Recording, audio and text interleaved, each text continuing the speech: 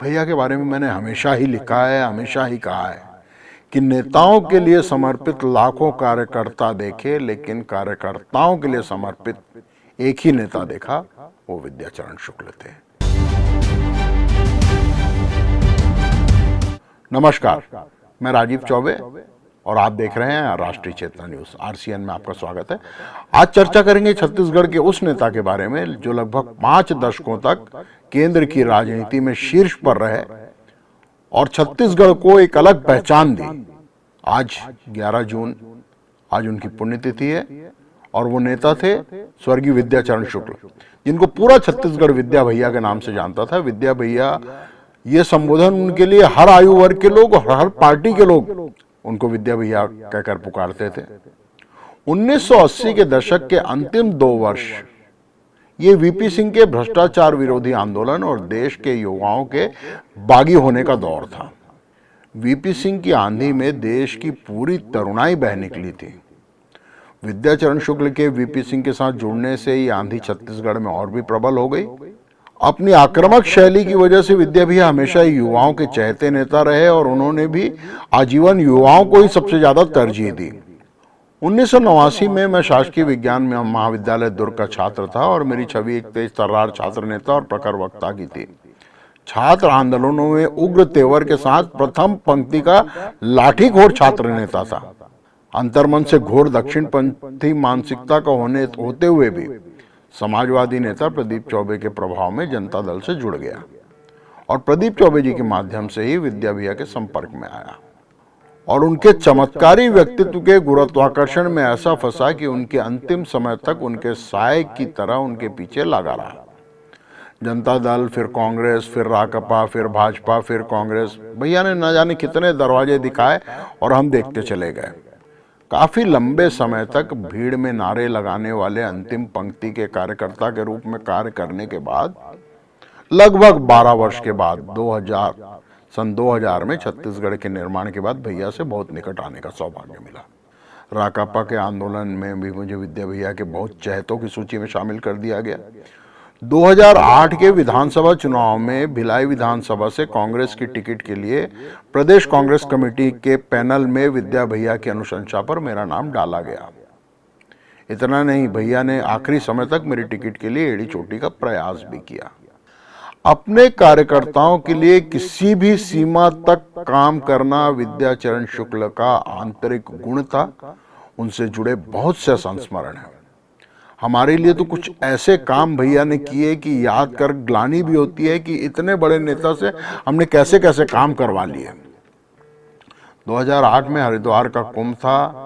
हम यहाँ से दिल्ली पहुंचे और सड़क मार्ग से हरिद्वार जाने की योजना थी, किंतु दिल्ली जाकर पता चला कि हरिद्वार से शहर के 10 किलोमीटर बाहर बैरिकेडिंग कर वाहनों को रोक दिया जा रहा है। अतः हरिद्वार जाने के लिए रेल से अच्छा कोई साधन नहीं है। कुंभ का सीजन था, सारी ट्रेनें फुल थी। फिर क्या था, हर बार की तरह भैया को फोन किया। भैया रायपुर में थे। पहले तो थोड़ा नाराज हुए, हल्की घुड़की पिलाई। उनके शब्द यूं थे, बेवकूफी भरे काम करते हो, बिना किसी पूर्व योजना के हवाई जहाज में बैठे और दिल्ली पहुंच गए। चलो हम देखते हैं क्या हो सकता है, और फोन रख दिया। आधे घंटे के अंदर उनके दिल्ली वाले मकान से उनके स्टाफ दुर्गा प्रसाद का फोन आया, राजीव जी रेल भवन में फला फ्लोर में पद्मनाभन जी से मिले।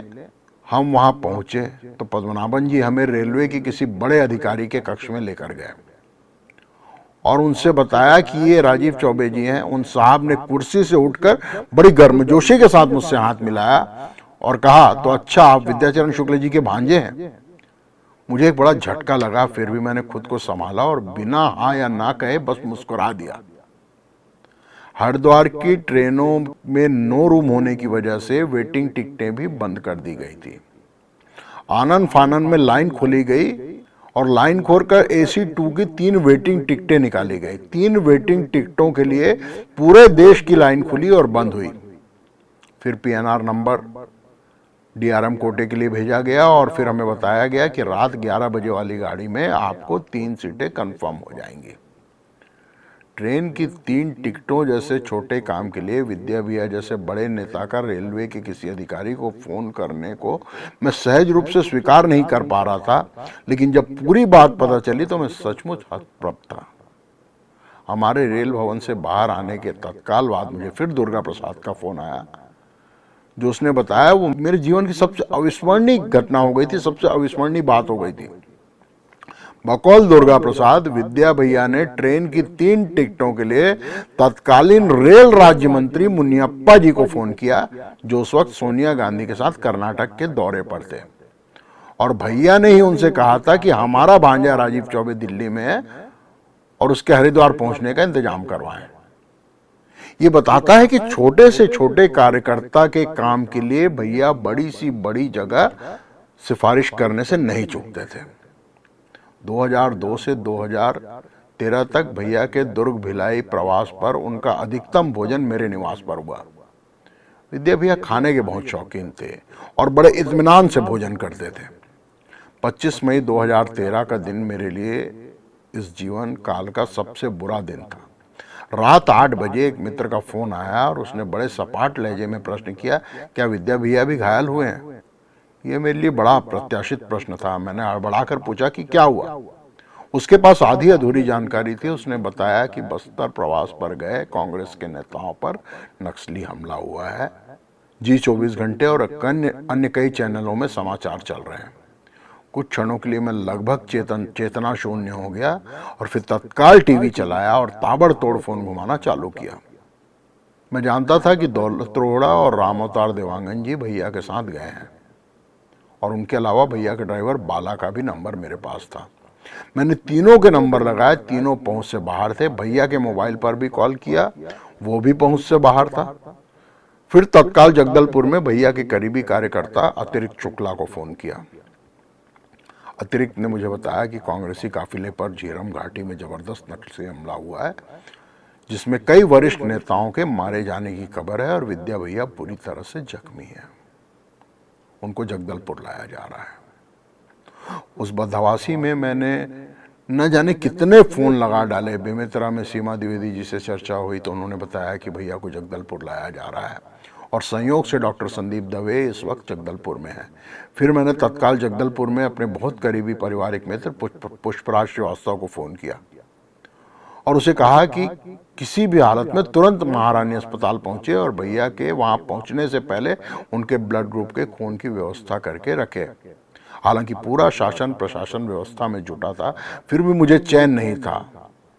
इसके बाद मैंने फिर सीमा द्विवेदी जी से बात की और बताया कि मैं जगदलपुर रवाना हो रहा हूँ और आनंद फानन में रात 8 बजे के लगभग मैं अपने घर से निकल गया। मेरी पत्नी भी बहुत चिंतित थी। कई जगह से कांग्रेसियों द्वारा चक्का जाम और हल्की फुल्की तोड़फोड़ की खबरें आ रही थी। कार में बैठे बैठे मैं लगातार फोन पर जगदलपुर के दोस्तों से संपर्क में था।